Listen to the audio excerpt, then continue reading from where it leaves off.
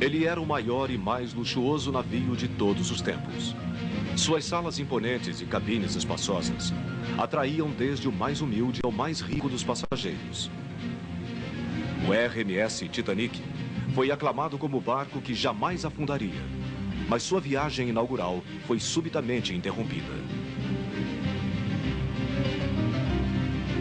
Minha mãe teve uma premonição. Desde o começo, ela sabia que tinha algo para temer. No início de uma noite sem luar, apenas 4 dias depois de partir, os passageiros sentiram uma falsa sensação de segurança e, repentinamente, o Titanic colidiu com um iceberg. Logo em seguida, sentimos a pior batida que nenhum ser humano poderia imaginar que acontecesse. Foi terrível. Depois de cerca de 3 horas dramáticas, o Titanic não teve salvação e afundou nas águas geladas de Terra Nova, junto à costa do Canadá, no Oceano Atlântico. Cerca de 700 passageiros escaparam em botes salva-vidas, mas presenciaram o drama de amigos e parentes que não conseguiram deixar o barco e desapareceram junto com o transatlântico. Os gritos e sons que eu escutei são algo impossível de descrever. Foram os ruídos mais pavorosos que eu já ouvi. Para os sobreviventes do lendário desastre, a noite fatal de 14 de abril de 1912 ficou guardada para sempre na memória. Titanic, a tragédia contada pelos sobreviventes.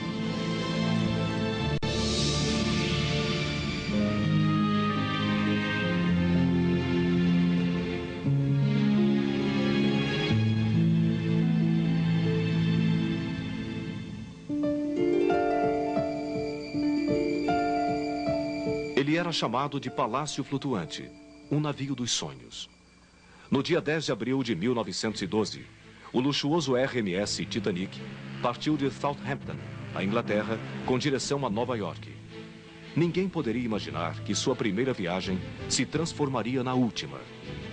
4 dias depois de partir, o imponente navio afundou nas águas geladas e levou para o fundo do mar 1.500 almas.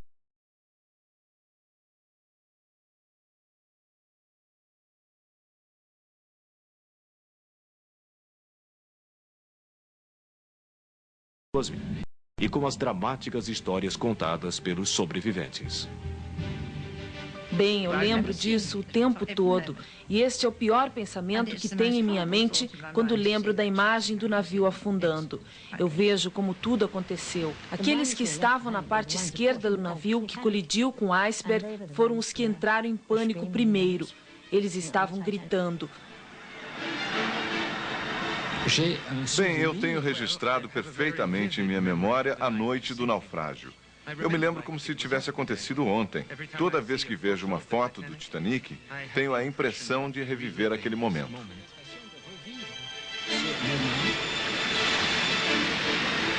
Eu nunca vou me esquecer do barulho que o Titanic fez quando afundou.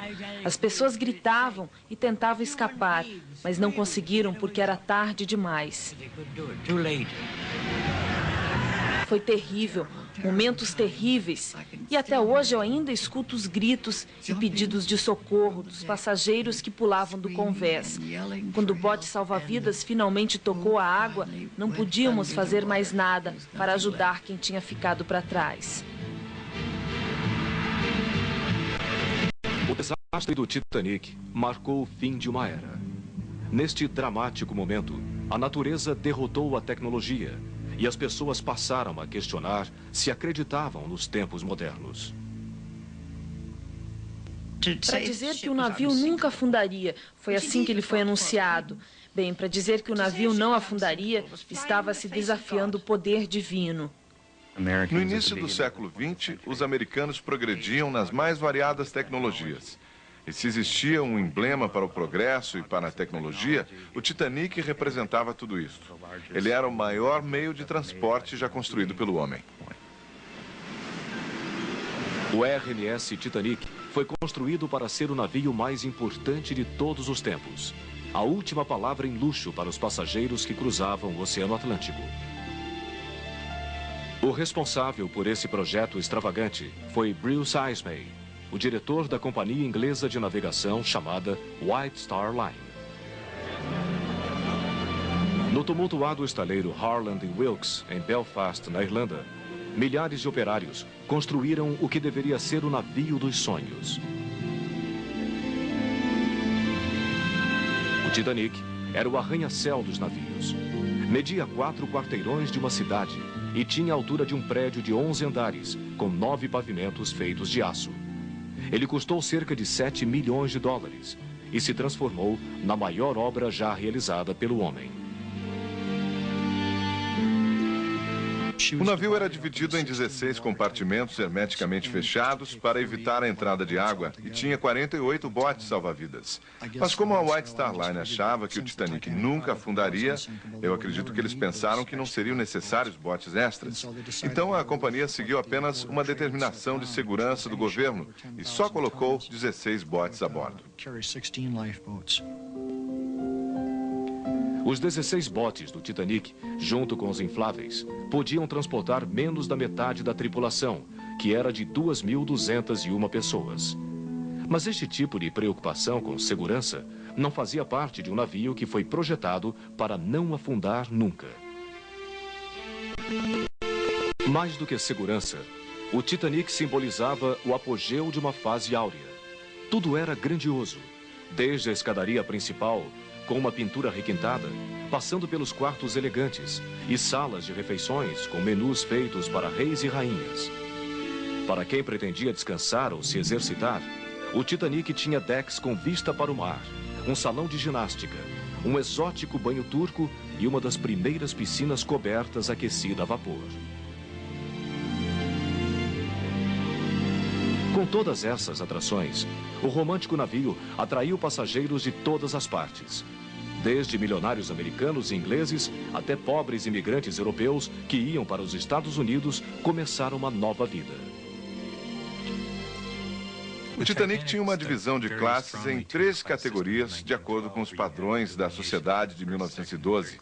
A primeira classe era destinada aos milionários, a segunda, a classe média americana, e a terceira para os imigrantes.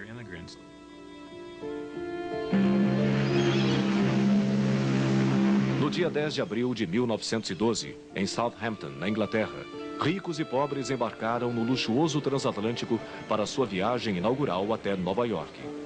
No porto, parentes e amigos desejavam boa viagem, sem imaginar que muitos dos que estavam no transatlântico não seriam vistos nunca mais. Logo que o navio partiu, os passageiros da primeira classe entraram em seus luxuosos quartos. Entre eles estava John Jacob Astor, o mais rico de todos a bordo. Ele viajava ao lado de Madeline, sua jovem mulher que estava grávida. Também viajava no Titanic o playboy americano Benjamin Guggenheim, que fez fortuna com a mineração. Ida e Isidore Strauss, fundadores da Macy's, uma famosa loja de departamentos. E a milionária do Colorado, Margaret Brown, que preferia ser chamada de Molly. Entre os passageiros da segunda classe estava a garota Edith Brown, de 15 anos. Seu pai estava imigrando para Seattle, onde pretendia fazer fortuna no ramo da hotelaria. Quando nós subimos na escadaria principal, eu fiquei encantada com a sua beleza. Tudo no navio era maravilhoso. Quadros bonitos pendurados nas paredes e as mesas com talheres de prata e toalhas brancas. Era realmente magnífico.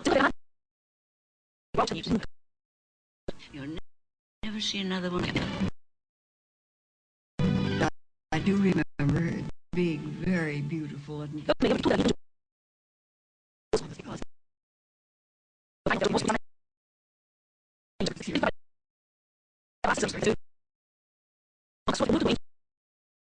Os médicos falaram que ele tinha que se tratar nos Estados Unidos, ou então morreria. Go to America right away, or he would die. Os passageiros da terceira classe ficavam nas cabines dos andares inferiores do transatlântico, mas os quartos tinham o mesmo tamanho das acomodações de segunda classe de outros navios da época. Nós estávamos viajando no Titanic porque íamos morar na cidade de Kansas, onde meu pai pretendia abrir uma loja. Nós já tínhamos comprado uma casa lá e achávamos que seria maravilhoso viajar no Titanic. Como éramos imigrantes, tivemos que embarcar na terceira classe. O comandante da viagem inaugural do Titanic era o capitão A.J. Smith, um veterano dos mares que trabalhava há 32 anos na companhia White Star Line. Ele estava próximo da aposentadoria e, numa irônica coincidência, este seria seu último cruzeiro. O capitão Smith era o oficial mais popular de todos os navios e tinha o melhor salário da época. Então, nada mais natural que coubesse a ele conduzir o Titanic em sua viagem inaugural. Em toda a sua carreira não tinha sofrido nenhum acidente. E talvez por isso o capitão também acreditasse que nada poderia acontecer de errado. Bruce Ismay, o diretor da White Star Line, também estava a bordo para mostrar para todos que o navio era seguro. Apesar disso, alguns passageiros eram supersticiosos e tinham medo da primeira viagem. Minha mãe teve uma premonição e nunca dormia à noite. Ela passava a noite inteira acordada e só adormecia depois do amanhecer. Eu ficava com meu pai e pensávamos como era estranho minha mãe passar o dia todo dormindo. Mas desde o início da viagem parece que ela sabia que algo de errado estava para acontecer. Mas, na maioria dos casos, os passageiros respiravam um ar de otimismo e esperança em relação à viagem e ao futuro na América. Eles acreditavam que realmente o navio nunca afundaria. Todos tínhamos muitos planos e esperanças, principalmente os imigrantes, que pretendiam montar uma vida nova na América. E todos olhávamos muito adiante para pensar que algo poderia dar errado.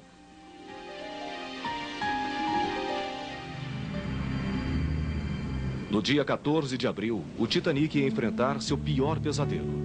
Era domingo, o dia estava claro e o mar tranquilo. Os passageiros se divertiam passeando pelas varandas do barco ou brincando na sala de jogos. Eles não podiam imaginar que corria algum tipo de perigo, pois o Titanic nunca afundaria. E num navio tão belo, ninguém pensava no perigo. Na sala de comunicações, os operadores Harold Bright e Jack Phillips se esforçavam para conseguir enviar os telegramas dos passageiros. No meio de tanto trabalho, eles não davam muita importância para os telegramas de outros navios que alertavam sobre o perigo de icebergs na região. O capitão Smith fez de tudo para evitar o acidente. Logo de manhã, quando ficou sabendo das mensagens de icebergs, ele decidiu que o Titanic deveria se afastar 10 milhas ao sul da sua rota original. Ele acreditava que seria possível contornar os icebergs e evitar um choque. Na véspera do acidente, o telégrafo do navio quebrou. Foi exatamente neste período que o capitão deixou de receber uma mensagem urgente. O Titanic navegava na direção de um imenso iceberg. Às 9h20 da noite, o capitão se retirou da sala de comando. Ele pediu para ser informado se algo de errado acontecesse.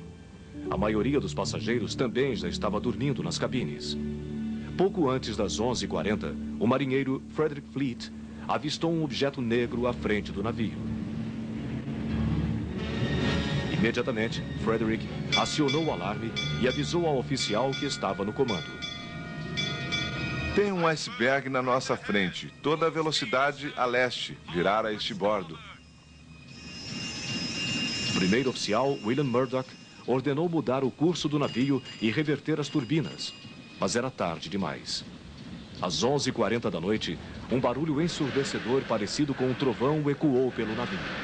O Titanic tinha se chocado com um iceberg.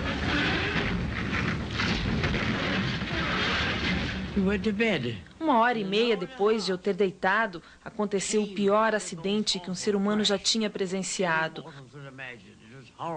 Foi horrível.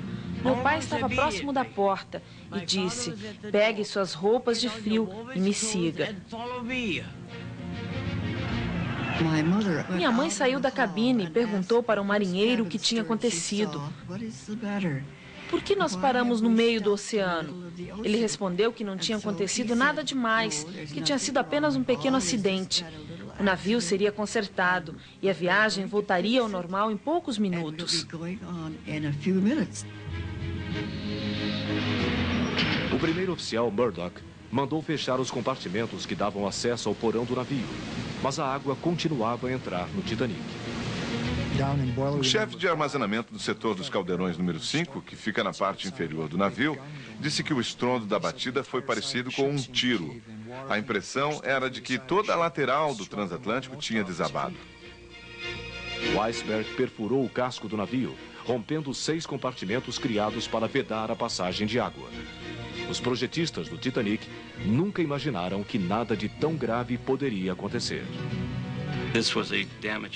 Quando um compartimento ia ficando cheio d'água, ele transbordava e alagava o outro compartimento, e assim sucessivamente, até que tudo estivesse cheio de água. O naufrágio do Titanic passou a ser uma questão de tempo.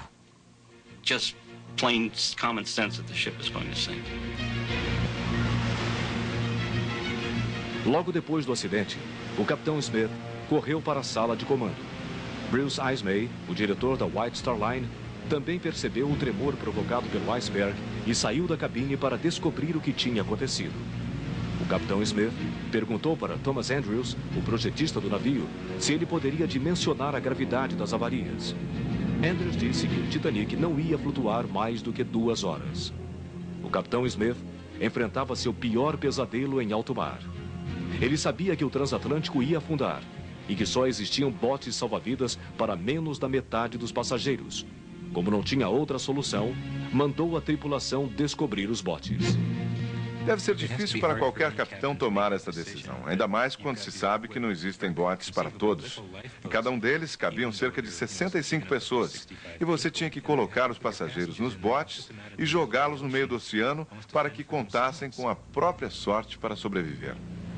O anúncio da tragédia ecoou lentamente pelo Titanic. Em nenhuma das 3 classes, nem o alarme nem a sirene do barco foram acionados. A tripulação decidiu bater na porta de cada cabine, acordar os passageiros e pedir para que eles fossem para o deck superior vestidos com os coletes salva-vidas. Muitas pessoas não sabiam por que estavam vestindo os coletes salva-vidas e não compreendiam que o navio estava afundando. Eles achavam que não estava acontecendo nada demais e que todos estariam bem na hora do café da manhã. O capitão Smith mandou que os oficiais colocassem primeiro as mulheres e as crianças nos botes. Mas muitas mulheres não concordavam em abandonar os maridos. Até hoje é extremamente assustador imaginar o desafio enfrentado pelas primeiras mulheres que entraram nos botes e foram lançadas ao mar, no meio de uma noite fria. Principalmente porque, como os maridos, elas também acreditavam que o Titanic não afundaria nunca. Eu lembro que meu pai foi ao convés para descobrir o que estava acontecendo e recebeu a notícia de que o navio tinha batido no iceberg e que era melhor acordar as crianças e levá-las para a parte superior do Titanic. E foi isso que nós fizemos. Os passageiros da 3ª classe não tinham autorização para ir ao deck. Minha mãe estava com um bebê no colo e uma criança, e por causa disso eu acho que eles deixaram nossa família subir. Nós entramos no bote de número 13 e na despedida meu pai disse que esperava nos reencontrar brevemente. Eu fui colocada numa espécie de saco, mas meu irmão se perdeu e minha mãe não pôde fazer nada por ele. Os passageiros não sabiam que não existia um bote salva-vidas para todos, e isso não passava pela cabeça de ninguém. À 00:15, os operadores do telégrafo começaram a enviar mensagens de socorro. Meia hora depois, surgiu uma esperança. A tripulação do Titanic avistou um ponto luminoso partindo de um navio distante. O oficial Joss Boxall disparou vários foguetes sinalizadores de socorro.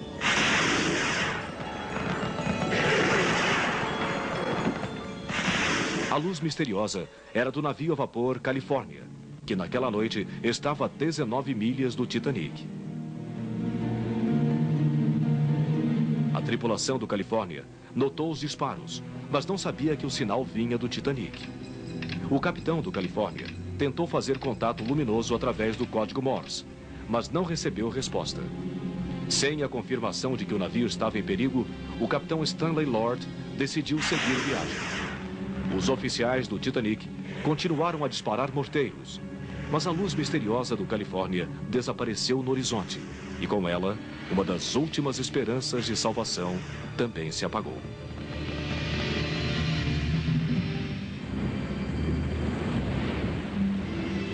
A tragédia do Titanic não aconteceu em apenas 10 ou 20 minutos. Parecia uma história inacabada, onde as pessoas lentamente iam descobrindo que algo de assustador estava acontecendo e que a urgência por socorro não parava de crescer enquanto o tempo ia se esgotando. Apesar dos problemas, os músicos do Titanic levaram os instrumentos para o convés e começaram a tocar na tentativa de acalmar os apavorados passageiros que entravam nos botes salva-vidas. Quem ainda estava nos andares inferiores não escutava o som da orquestra, mas sim o assustador estrondo da água entrando no navio e cobrindo as escadas. O transatlântico, que nunca afundaria, ficava cada vez mais perto do fundo do mar. No meio da confusão, alguns passageiros continuavam dormindo em suas cabines. O marido de uma senhora que estava na terceira classe subiu até o convés para descobrir o que estava acontecendo e não retornou. Ela decidiu dormir e só acordou quando o barco começou a inclinar. A mulher encontrou dificuldades para deixar a cabine, mas conseguiu entrar num dos botes e escapou do Titanic. Um dos principais problemas da terceira classe era a barreira do idioma. Quando os oficiais batiam nas portas e avisavam que o navio estava afundando, muitos imigrantes não compreendiam o que eles estavam falando. Além disso, as escadas para chegar ao convés onde estavam os botes eram de difícil acesso.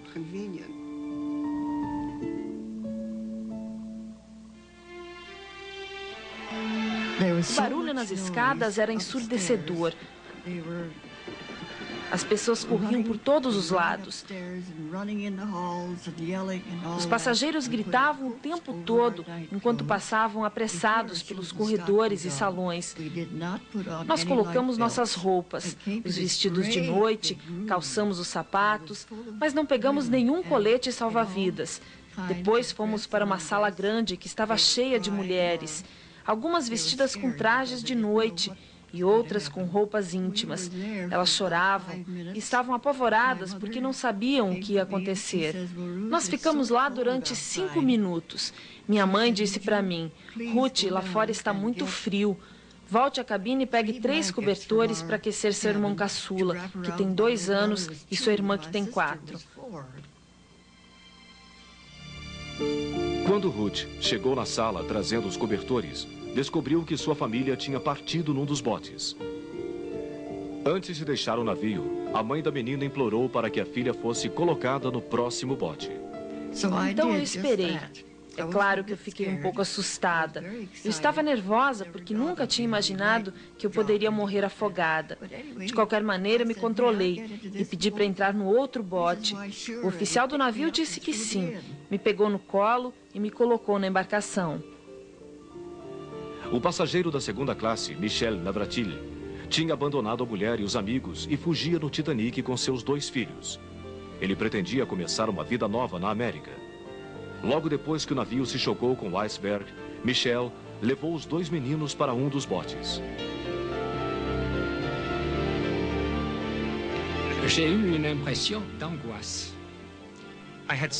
Eu estava ansioso, provavelmente porque estava longe da minha mãe e não entendia que o Titanic ia afundar.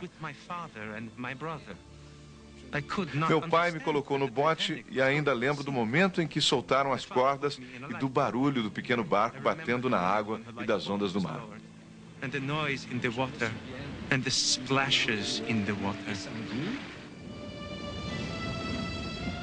Vários passageiros tiveram atitudes heróicas e realizaram atos de bravura nas horas que antecederam o naufrágio do Titanic.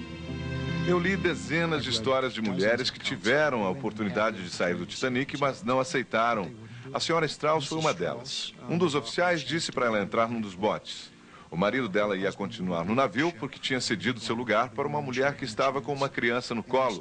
A senhora Strauss decidiu então permanecer no Titanic. Ela disse para o marido: se você vai ficar, eu também ficarei. Entre os homens corajosos estava John Jacob Astor, um passageiro da primeira classe.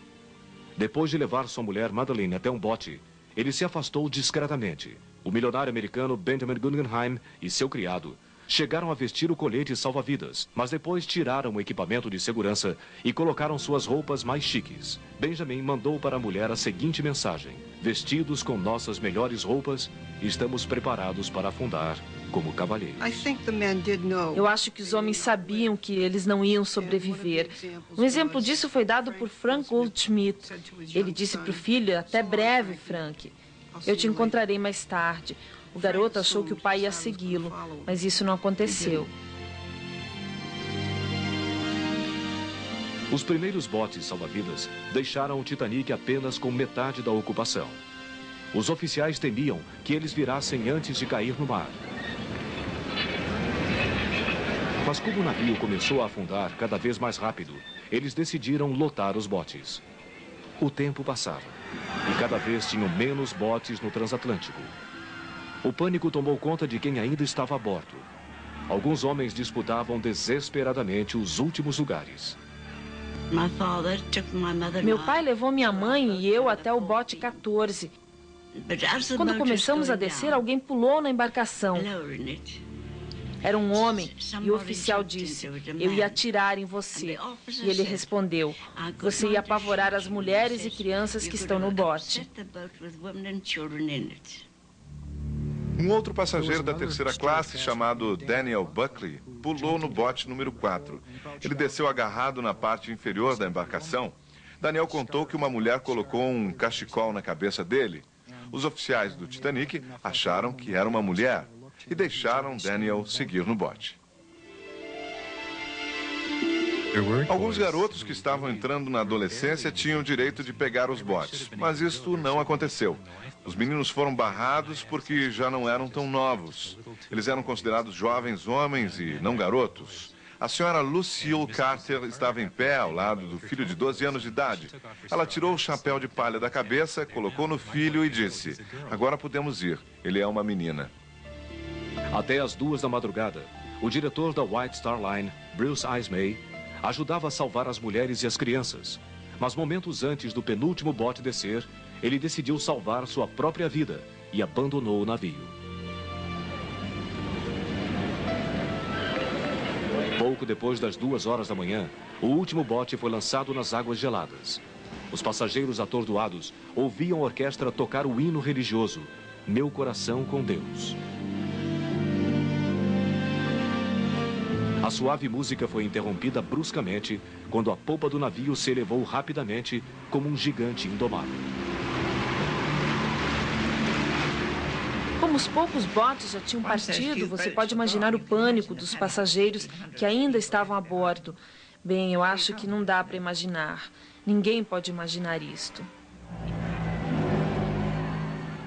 Às 2h10, a polpa do Titanic continuava a se levantar. Faltava pouco para o transatlântico mergulhar de vez no fundo do mar. Cansado, o capitão Smith entrou na sala do telégrafo, dispensou os operadores do serviço e disse: agora é cada um por si.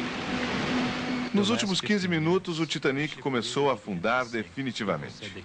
As pessoas falavam que sentiam o barco afundando debaixo dos próprios pés.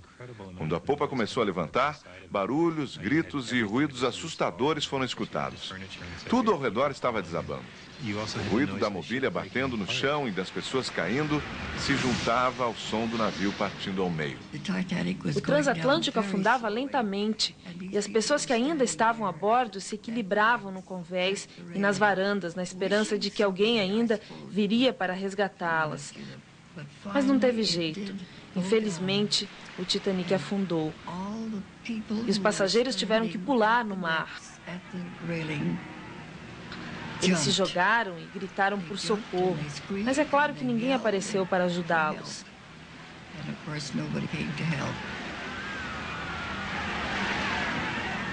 Eu nunca vou me esquecer do barulho horrível que o navio fez quando afundou. Pessoas gritando e o ruído do mar foi terrível.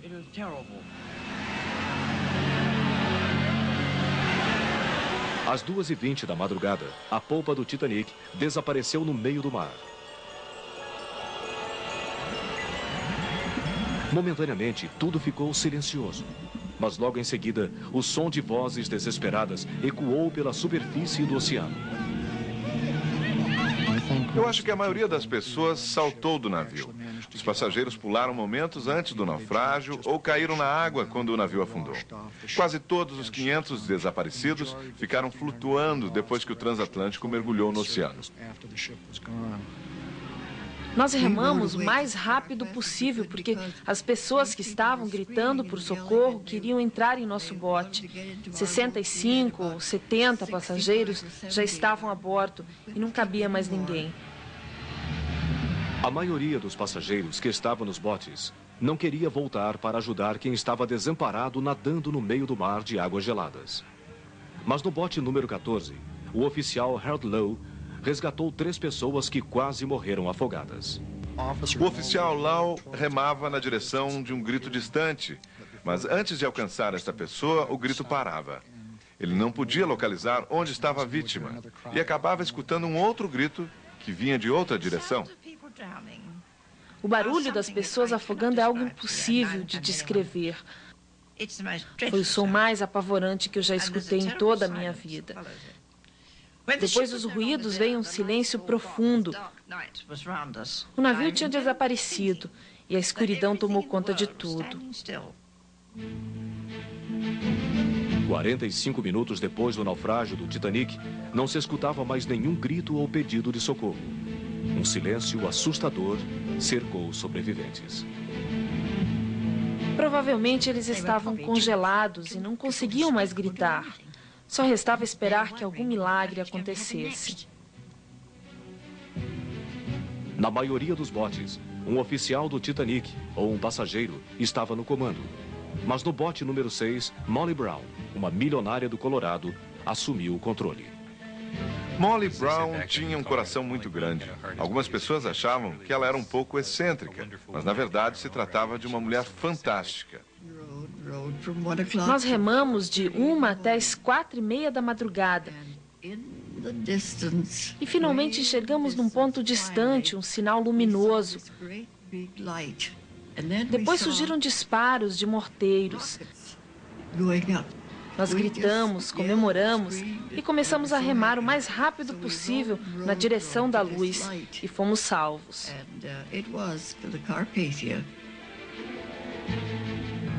O navio Carpathia, que era comandado pelo capitão Arthur Rostron, procurava pelo Titanic desde a noite anterior, quando recebeu o pedido de socorro do transatlântico. Às 4 horas da madrugada de segunda-feira, o Carpathia resgatou 705 sobreviventes do Titanic. Logo que subi no Carpathia, um dos passageiros do Titanic estava esperando por mim ao lado do meu irmão e da minha mãe. É claro que quando eu vi meu irmão, eu fiquei muito aliviada.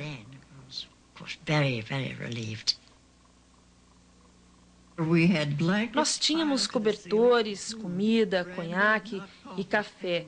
E até uma mulher se aproximou de mim e perguntou: "Seu nome é Ruth Becker?" Eu respondi que sim. E ela disse que a minha mãe estava me procurando por todos os lados. Finalmente eu me reencontrei com meu irmão, a minha irmã e minha mãe. Todos estavam bem. Depois de recolher os passageiros que estavam nos botes, o Carpathia decidiu retornar ao local do naufrágio para procurar por algum sobrevivente que ainda estivesse nadando. Mas a tripulação encontrou apenas um corpo flutuando. Quando o Carpathia nos salvou, todas as mulheres correram para as varandas do navio para procurar pelos maridos nos outros botes. Mas eles nunca apareceram.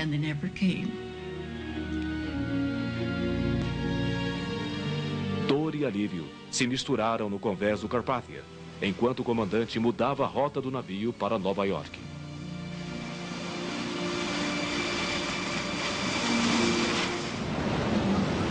A notícia do naufrágio do Titanic chegou rapidamente aos Estados Unidos e à Europa. Em Nova York, parentes e amigos dos passageiros foram para a porta da companhia White Star Line. Eles estavam desesperados e queriam saber informações sobre os sobreviventes. No dia 18 de abril, o Carpathia chegou ao porto de Nova York. Mais de 40 mil pessoas aguardavam ansiosas pelo desembarque dos passageiros do Titanic. As pessoas se aglomeravam à beira do cais. Além dos parentes e amigos, centenas de jornalistas tentavam falar com os sobreviventes. Enquanto o navio atracava, alguns pularam dentro do Carpathia e outros gritavam o tempo todo. Apenas quem tinha algum amigo ou parente em Nova York podia desembarcar. Meu pai estava na Índia e um amigo nosso enviou um telegrama para ele informando que nossa família estava salva. Meu pai ainda não sabia o que tinha acontecido e achou que nós tínhamos escapado de um acidente de trem.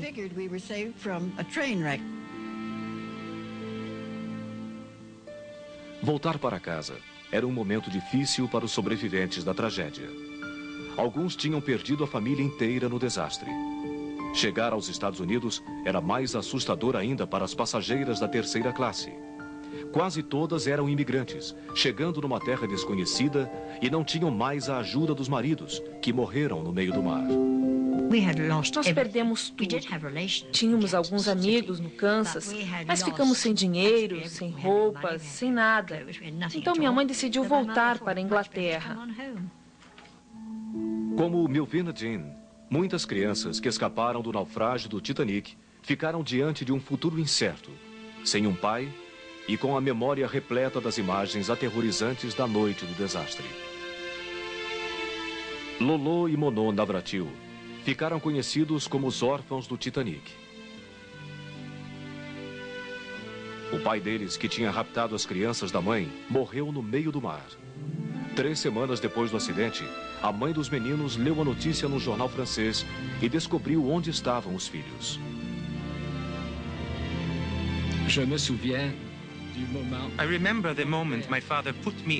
Eu lembro do momento em que meu pai me colocou no bote.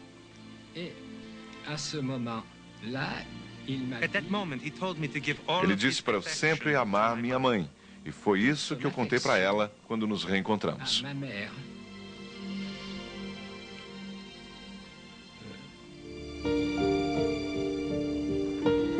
Diante de tantas vítimas, os governos americano e britânico decidiram abrir um inquérito para apontar o culpado pelo naufrágio. O capitão Smith, que morreu no acidente, foi considerado inocente. O diretor da White Star, Bruce Ismay, também foi absolvido, mas teve que enfrentar as acusações da imprensa. Os jornalistas não perdoaram o fato dele ter escapado do navio, enquanto mulheres e crianças ainda estavam a bordo. O comandante do barco Califórnia também recebeu várias críticas, porque não atendeu o pedido de socorro quando viu os disparos dos morteiros de alerta. Eu acho que não se pode culpar apenas uma pessoa pelo desastre do Titanic e por todas as mortes. Uma série de fatores contribuíram para a tragédia. Se o Titanic tivesse um número suficiente de botes salva-vidas, certamente ninguém teria morrido, porque teria tempo para salvar toda a tripulação. O contraste dos mais de 1.200 mortos contra os 700 sobreviventes chocou o mundo. Ainda mais quando se descobriu que foram resgatados mais homens da primeira classe do que crianças da terceira.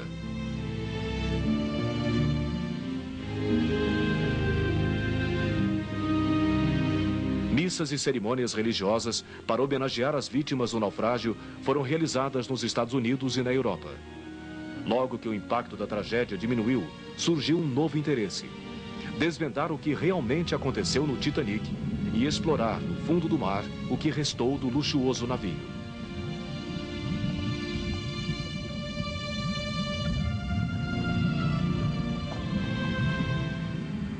Em setembro de 1985, mais de 73 anos depois do naufrágio, finalmente uma equipe de cientistas conseguiu chegar ao Titanic.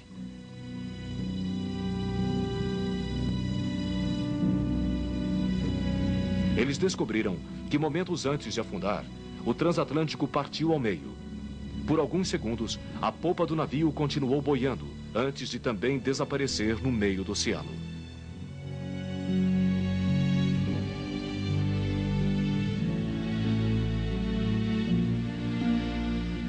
Os cientistas começaram um trabalho de resgate para tentar recuperar o que sobrou do navio, e chegou a se cogitar a hipótese de içar o Titanic.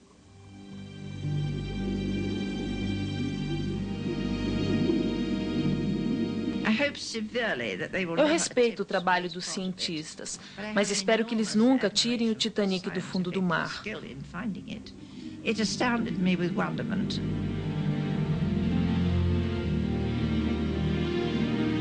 I don't mind the underwater explanation of all Eu the acho que eles Titanic. estão completamente errados. O Titanic deve ficar onde está, no fundo do mar.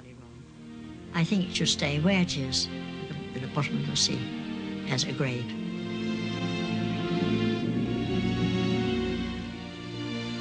O naufrágio do Titanic deixou uma lição para a humanidade. Uma lição de lealdade, bravura e sacrifício. Uma tragédia que provocou a morte de mais de 1.200 pessoas e que ficou guardada para sempre na memória de quem enfrentou os momentos de pânico na noite de 14 de abril de 1912.